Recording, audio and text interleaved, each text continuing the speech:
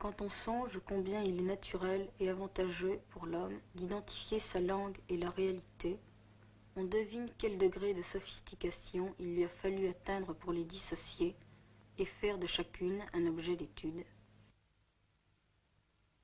Ceci est une citation du livre d'André Martinet, Éléments de linguistique générale. Le documentaire que vous allez voir s'appelle Critique de la séparation. Il a été écrit et réalisé par Guy Debord. Les images sont d'André Mrugalski. Chantal Delattre a fait le montage.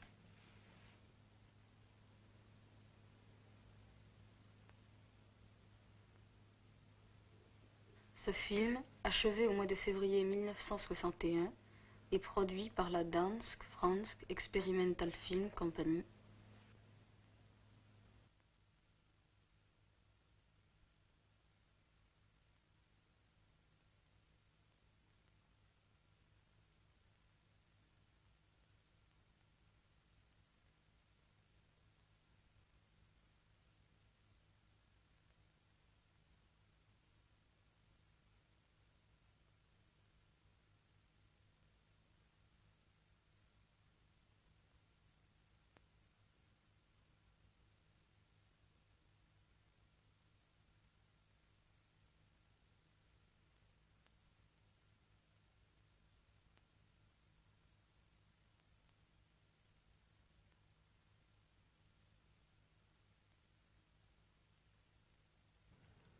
On ne sait que dire.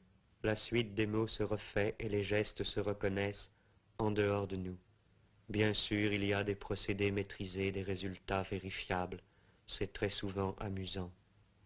Mais tant de choses que l'on voulait n'ont pas été atteintes, ou partiellement, et pas comme on le croyait.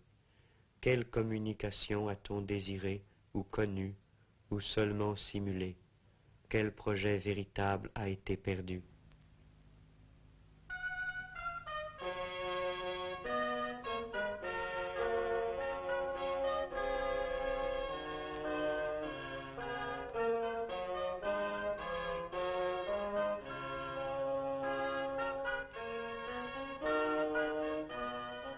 Le spectacle cinématographique a ses règles qui permettent d'aboutir à des produits satisfaisants. Cependant, la réalité dont il faut partir, c'est l'insatisfaction. La fonction du cinéma est de présenter une fausse cohérence isolée, dramatique ou documentaire, comme remplacement d'une communication et d'une activité absente. Pour démystifier le cinéma documentaire, il faut dissoudre ce que l'on appelle son sujet.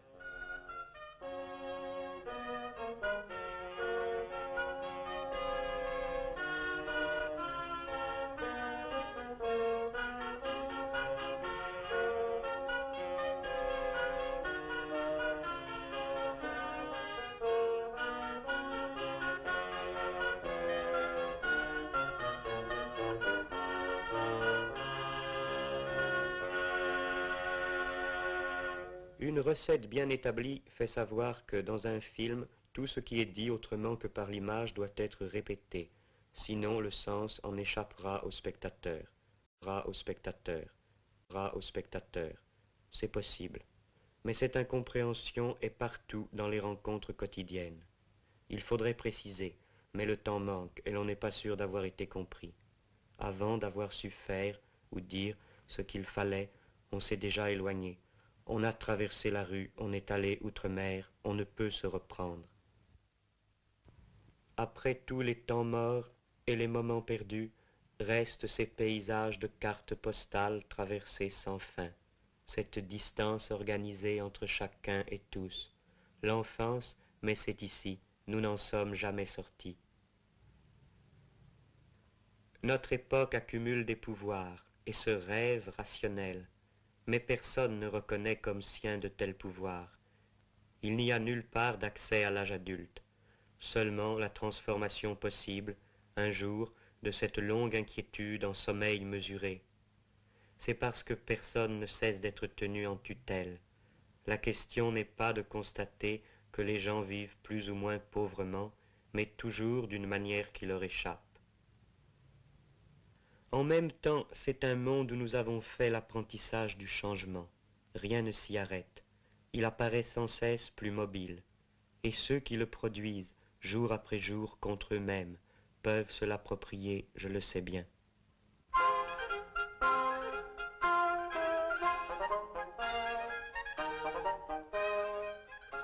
La seule aventure, disions-nous, c'est contester la totalité, dont le centre est cette façon de vivre, où nous pouvons faire l'essai mais non l'emploi de notre force. Finalement, aucune aventure ne se constitue directement pour nous. Elle participe d'abord, en tant qu'aventure, de l'ensemble des légendes transmises, par le cinéma ou autrement, de toute la pacotille spectaculaire de l'histoire.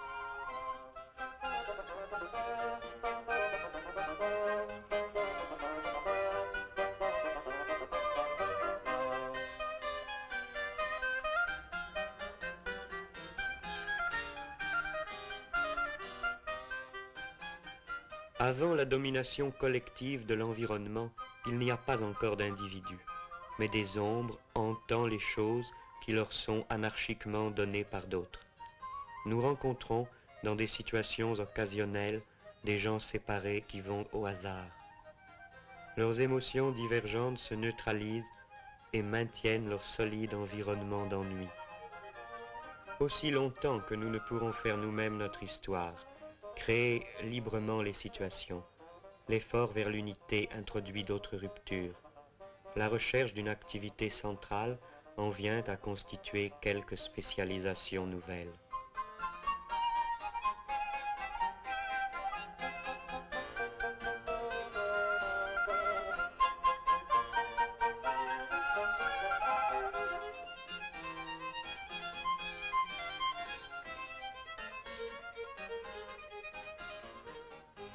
Et quelques rencontres seules furent comme des signaux venus d'une vie plus intense qui n'a pas été vraiment trouvée. Ce qui n'a pu être oublié reparaît dans les rêves. À la fin de ce genre de rêve, dans le demi-sommeil, les événements sont encore tenus pour réels un bref instant. Et les réactions qu'ils appelleraient se précisent plus exactement, plus raisonnablement, comme, tant de matin, le souvenir de ce que l'on a bu la veille.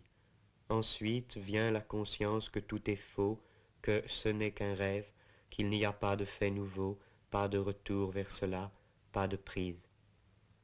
Ces rêves sont des éclats du passé non résolu. Ils éclairent unilatéralement des moments autrefois vécus dans la confusion lisible.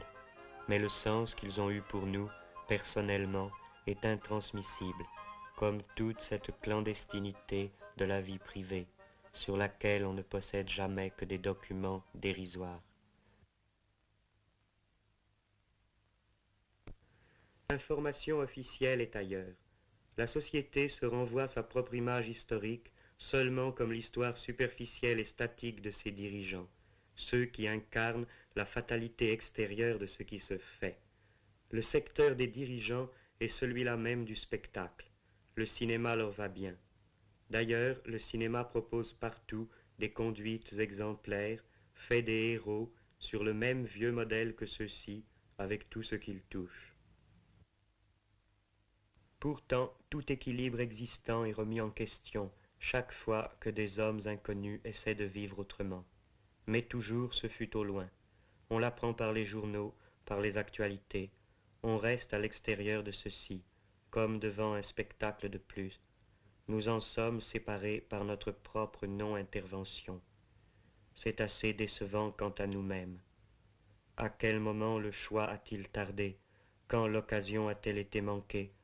Nous n'avons pas trouvé les armes qu'il fallait, nous avons laissé faire.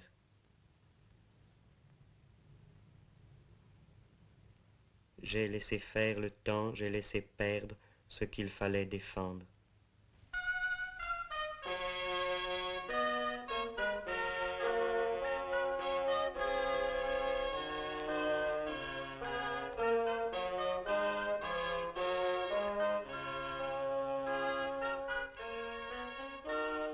Cette critique générale de la séparation contient évidemment et recouvre quelques données particulières de la mémoire, une peine moins reconnue, la conscience d'une indignité moins explicable.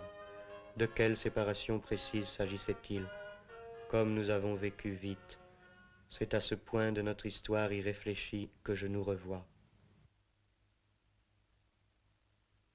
Tout ce qui concerne la sphère de la perte, c'est-à-dire aussi bien ce que j'ai perdu de moi-même, le temps passé, et la disparition, la fuite, et plus généralement l'écoulement des choses, et même au sens social dominant, au sens donc le plus vulgaire de l'emploi du temps, ce qui s'appelle le temps perdu, rencontre étrangement, dans cette ancienne expression militaire, en enfant perdu, rencontre la sphère de la découverte, de l'exploration d'un terrain inconnu, toutes les formes de la recherche, de l'aventure, de l'avant-garde. C'est à ce carrefour que nous nous sommes trouvés et perdus. Tout ceci, il faut en convenir, n'est pas clair. C'est un monologue d'ivrogne, tout à fait classique, avec ses allusions incompréhensibles et son débit fatigant, avec ses phrases vaines qui n'attendent pas de réponse et ses explications sentencieuses et ses silences.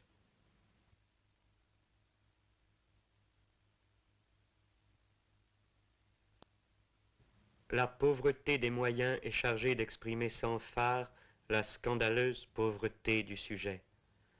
Généralement, les événements qui arrivent dans l'existence individuelle telle qu'elle est organisée, ceux qui nous concernent réellement et exigent notre adhésion, sont précisément ceux qui ne méritent rien de plus que de nous trouver spectateurs distants et ennuyés, indifférents. Au contraire, la situation qui est vue à travers une transposition artistique quelconque est assez souvent ce qui attire, ce qui mériterait que l'on devînt acteur, participant. Voilà un paradoxe à renverser, à remettre sur ses pieds.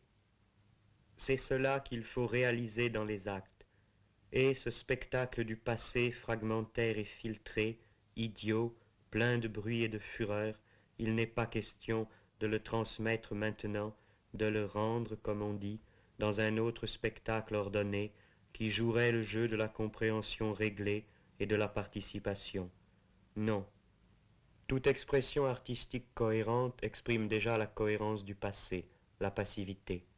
Il convient de détruire la mémoire dans l'art, de ruiner les conventions de sa communication, de démoraliser ses amateurs. Quel travail! Comme dans la vision brouillée de l'alcool, la mémoire et le langage du film se défont ensemble. À l'extrême, la subjectivité malheureuse se renverse en une certaine sorte d'objectivité, de la non-communication.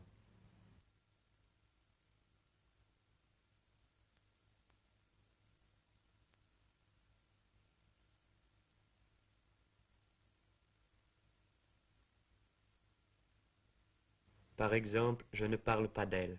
Faux visage, faux rapport. Un personnage réel est séparé de qui l'interprète, ne serait-ce que par le temps passé entre l'événement et son évocation, par une distance qui grandira toujours, qui grandit en ce moment, comme l'expression conservée reste elle-même en tout cas séparée de ceux qui l'entendent, abstraitement et sans pouvoir sur elle. Le spectacle, dans toute son étendue, c'est l'époque, dans laquelle une certaine jeunesse s'est reconnue, le décalage entre cette image et les résultats. Quel aspect, quel goût, quel refus et quel projet la définissaient alors, et puis comment elle s'est avancée dans la vie courante.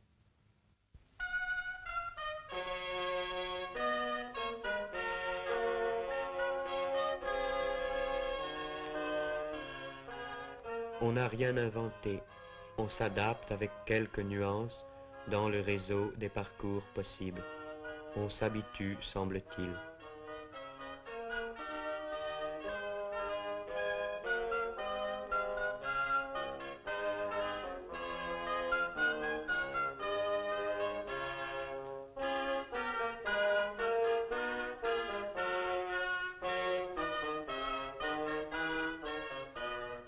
Au retour d'une entreprise, toutes gens du monde ont moins de cœur qu'à l'aller. Beaux enfants, l'aventure est morte.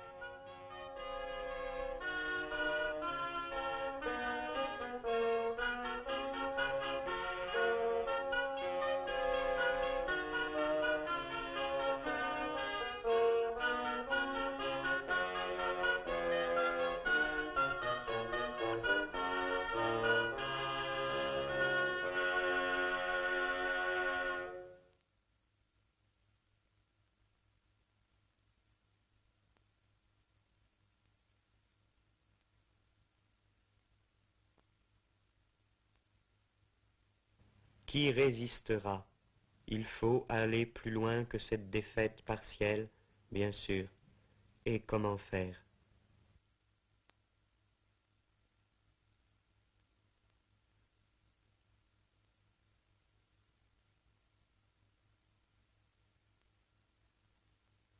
C'est un film qui s'interrompt mais ne s'achève pas. Toutes les conclusions sont encore à tirer, les calculs à refaire, le problème continue d'être posé, son énoncé se complique, il faut recourir à d'autres moyens. Ce message informel, de même qu'il n'avait pas de raison profonde de commencer, de même n'en a pas de finir. Je commence à peine à vous faire comprendre que je ne veux pas jouer ce jeu-là.